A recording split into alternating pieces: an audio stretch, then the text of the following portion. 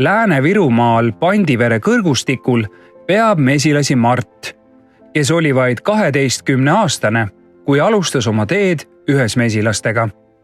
Kunagi nimetati Pandivere Eesti meeaidaks ka, aga Eesti on nagu, võib naljatledes öelda, aga et nii suur riik, et siin on nagu 1000 erinevat ilma. Ja mõni aasta mängib see ilmamuster nagu meie kasuks Pandiveres ja mõni aasta mitte. Et see oleneb siis, et ütleme, et öeldakse, et me oleme Lõuna-Eestiga nädal kuni 2 nihkes.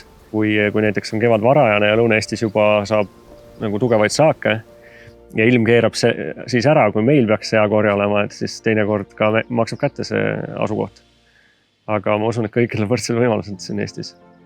Mesilased on nagu ülipõnevad sellest aspektist, et nad seovad nagu laiemalt endaga nagu ökosüsteemi ja loodustunnetuse ja kliimatunnetuse, ilmatunnetuse, taimede tunnetuse, kõik see koondub mesilasperesse ja tarusse.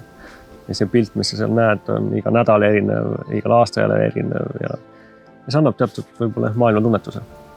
Mesilasperede hooldaja, mesilasperedest vastutaja, ta peab olema aasta ringi, peab olema kursis, mis toimub looduses ja tarus. Et tema hoolealused oleks hea tervise juures ja lõpuks tooksid ka hea saagi. Selleks tuleb aru saada ka mesilase ja taimestiku suhetest, ilmasuhetest taimedega, millest tekib korje ja kuidas mesilased selle lõpuks tarru toovad.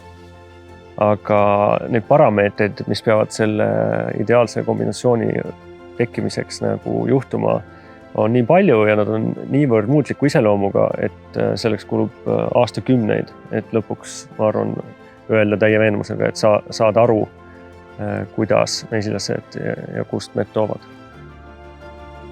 Pandivere viljakas taimestik ja rikkalikud korjealad annavad meile puhta ja maitsva mee, kus iga suutäis kannab endas nende niitude ja metsade maiku. Nektar väärtustab sidet mesiniku ja mee tarbija vahel, et parimad maitsed jõuaksid kiirelt ja muretult kõigini.